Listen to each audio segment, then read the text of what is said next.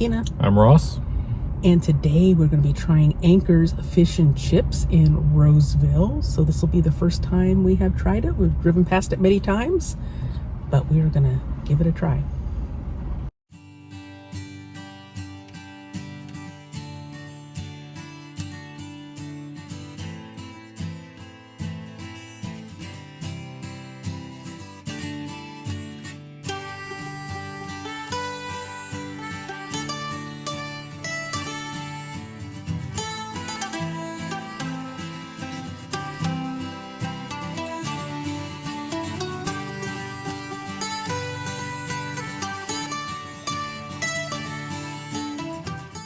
We finally made the trek here to Anchor's Fish and Chips, and we've been planning this for some time and finally committing. Yeah, these are how big the fish is. Yeah, I have to say that I misjudged them. I thought the portions were going to be We're used to small portions here. We've seen the ones in the UK and they look huge, but this looks nice. And we also ordered some hush puppies, which I have not tried before. Right. So it came with a side of, looks like tartar sauce and vinegar, salt. Yeah. Oh. Are you gonna have some vinegar? I'll try a little. There's just a little bit here. I don't want to take everything.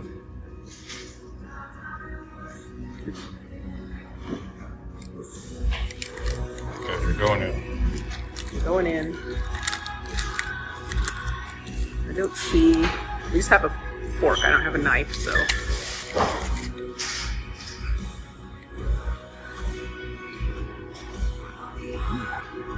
What do you think? Batter's nice and crunchy. Yeah. A little bit. So I can get with more fish in it. Fish is very tender. Yes. I didn't see. I don't think it says what kind of fish it is. I know here it's usually cod. Pollock? Cod or pollock? Usually cod. Okay.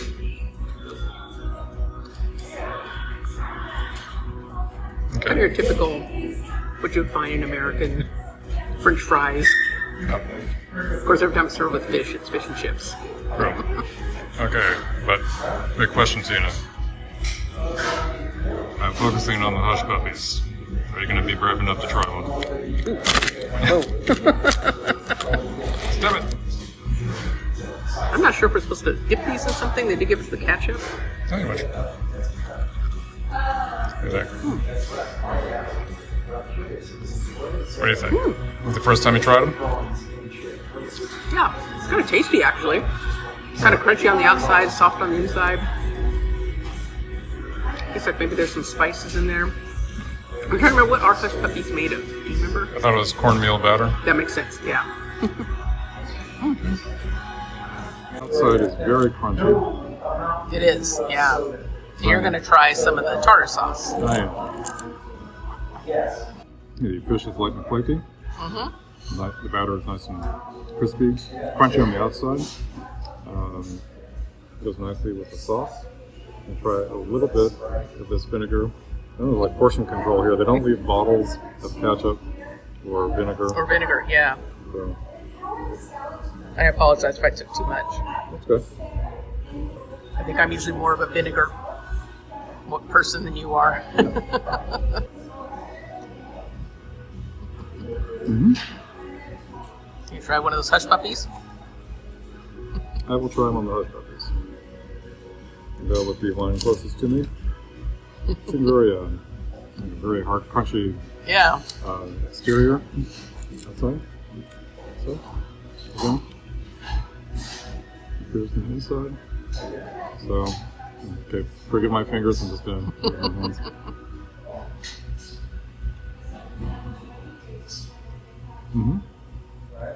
Cornmeal, the corn flavor, as Tina pointed out, there's some spiciness to it. I'm not quite sure. I'm not sure what spices are usually in it, but yeah, it does taste like there's some spices in there. I thought it was kind of tasty. Have you never tried one before? No. So I would say pleasantly surprised. Yeah. I'm really taken back by the portion size. So after many years, of driving past this place, we finally tried Anchor's Fish and Chips, London style. Whatever that means. Whatever that means. If you can define what is London style, please let us know. Yeah, well, something we've never really heard of, and we always think it's like, well, London's not right next to the ocean, so. Yeah, I can think of other fish and chip places in our area where I've seen London style, but doesn't really specify what. No. Okay. So what did you think? I am pleasantly surprised at the portions of the fish. No complaints at all. The fish was nice and flaky, hot, battered coating, very crispy and light. Crispy on the outside, light on the inside. The chips were fine, no complaints there. We had some hush puppies for the first time. Thought those were tasty. As I mentioned, had some nice little spice to them. Not very generous on the amount of vinegar, but the other sauces, they were fine. Kind of unusual place where they didn't have an indoor bathroom for customers. I had to use the restroom that was on the outside, and I had to ask for a key. And here's a photo of the key. At the end of a Budweiser beer can. Yeah. That was different. Also, it was kind of different about this place. What? The music. Yeah, fish and chip place, you almost expect some sea chanties. What do you do with a drunken sailor? What do you do? This had Christian rock music. Did you catch that? I didn't catch that. It was just kind of like background noise for me. Oh, I was listening. It was Christian rock music, which okay. Well, that's different. That's different. Was enough about my babbling? What'd you think? I agree with you with the portion of the fish. Now, granted, we've watched a lot of videos from the UK, and we see how huge the pieces of fish are over there. Yes. So for us, what we usually get for fish and chips here, that was fairly large pieces, I would say. Chips, I would say, they were okay. There was nothing special about them. Yeah, I thought those were just okay. I did enjoy the hush puppies. That was the first time for me. Not something we see around here often. It's more of a southern dish, I believe. Yeah. And so that was kind of fun to try, since we hadn't tried those before. And I did think that was weird. We got very generous portions of the tartar sauce, but that little tiny tray of vinegar that we had to split between the two of us. I thought, that's kind of unusual. I would think vinegar would not be very expensive. You just have bottles out that you could just dump off as much as you want. And there was a little sign at the register, like if you want more sauces, it costs extra. So that's where they get you. So there was that. And one noticeable thing, as I looked at the menu later, I thought, oh, there's coleslaw. And I thought, that is kind of unusual. Here, often coleslaw will go with a fish and chip plate. You order fish and chips, it automatically comes with a little side of coleslaw, like maybe about the size that our tartar sauce was in. But it didn't come with that side, nor mushy peas, which you would never find here anyway. But we were just joking about, how we should have snuck in a side of mushy peas. There was a sign that said, do not bring in any outside food. And we believe the theory is this place is right next door to a McDonald's. Now, correct me if I'm wrong. You told me earlier, when you were a kid, you did not like fish. I didn't, no. We never went to fish places. So imagine if you're a young Tina, your parents taking you to this fish and chip place. Icky fish. Well, we'll bring you a Happy Meal and then we'll eat inside. Nope, you cannot bring outside food to this place. But you could try sneaking some sauce in your purse. Yep. Now, speaking of sauce, no curry sauce. No, that's another thing you wouldn't find here. Again, if we come back again, we can always squeeze a little curry sauce. We've got that chip shop curry. Yeah. Bisto, we could make some of our own and bring it along with us, as long as they don't catch us. It was kind of interesting. They didn't ask whether we wanted it for there to go. They just assumed it would be for there, I guess. And there were more people when we first started recording. I'm kind of glad it was a little quiet, not as many people, but people kind of kept coming in, and it was a little busier than I expected. Yeah. I don't know how many times we passed this place and thought, man, how they stay open? And it seems like there's no one in there. It's closed on Sundays. Yeah. But it looked like today, Saturday, there were plenty of business.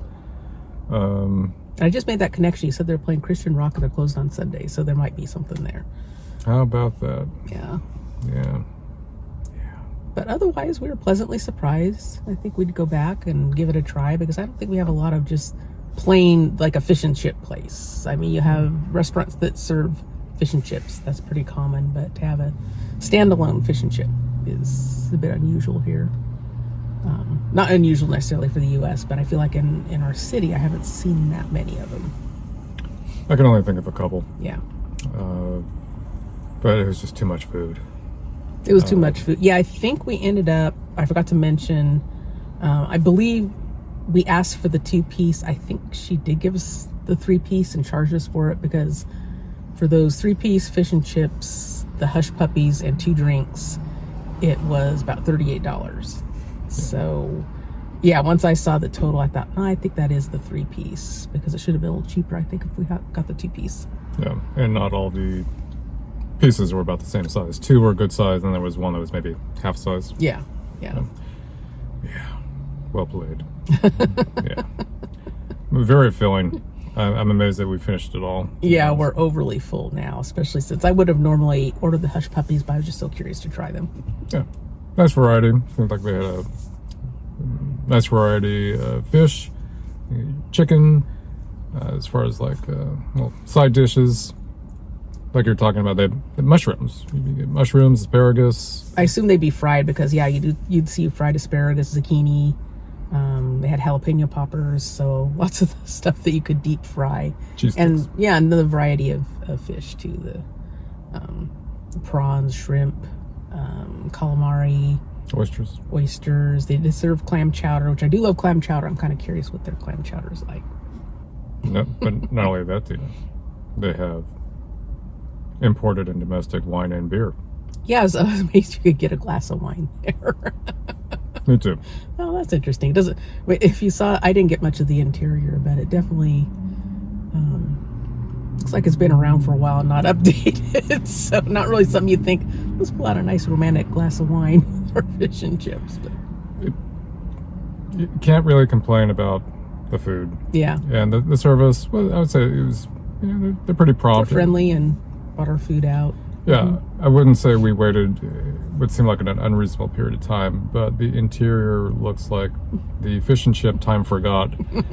It looks like something from the 80s or the 90s, and maybe that just kind of adds to its own little... Its own charm. Its own charm. But I will tell you what it doesn't have, no desserts. No desserts, that's right. Nothing dessert-like. And I don't know if they have free refills on the drinks or not. We didn't go up. They filled our drinks behind the counter. They didn't have them out where you could just go back for unlimited. Yeah. But maybe if we had asked. I don't know. I'm thinking between that and the having to ask for the key to the restroom. This neighborhood, I wouldn't say it's like the best in our city. So they may have had problems in the past. I've often heard that, hey, if you want to get an idea how clean the kitchen is, check out the bathroom. Well, let's just say it reminds me of some gas station bathrooms. How's that? Did I just ruin it? You just ruined it. Okay. Are we going to go back now? It tasted fine. As you pointed out, I wouldn't say this is the best area. I mean, we're not too far from a Waffle House that you saw in the restroom, like contact information. About human trafficking. About human trafficking. Yeah, not good. Not good. But actually, I have heard this is very close to a highway here, and I have heard this particular highway has some issues with human trafficking. So the big question for you, Tina, is would you go back? I'd go back if I had a craving for fish and chips. If I'm looking for something quick and casual. Yeah. So we've got a few others on our list that we might want to try. One's all the way into Sacramento, though, so not as easy for us to get to. Yeah, we used to have a chain here. I remember in the 70s, 80s, maybe even 90s. Long John Silver's. Don't see that. They might still be around, but yeah. They might be around, but I don't remember the last time I've ever seen a Long John Silver's. I remember there used to be one in my childhood neighborhood growing up, but we never went to it. And there's the one you referred to in the Sacramento area downtown, H Salt. I think it's one of the very few remaining H Salts. Yeah, I'm one of the very few remaining, and I'm very curious to try that one because it was actually an Englishman who started it here. I think it was in the 70s, 60s, something like that. So very curious. He did sell off the chain. Was it to KFC? I think it was KFC. We saw a little documentary, yeah. So that was many years ago. So just kind of piqued our curiosity. Yes. So we'd like to get down there sometime and try it. And before anyone comments, we apologize for eating with our hands. All right, so if you like food reactions and food tastings, be sure to give our video a thumbs up. Also subscribe to our channel and hit that notification bell so you know we publish a new video. Until next time, bye-bye. Bye.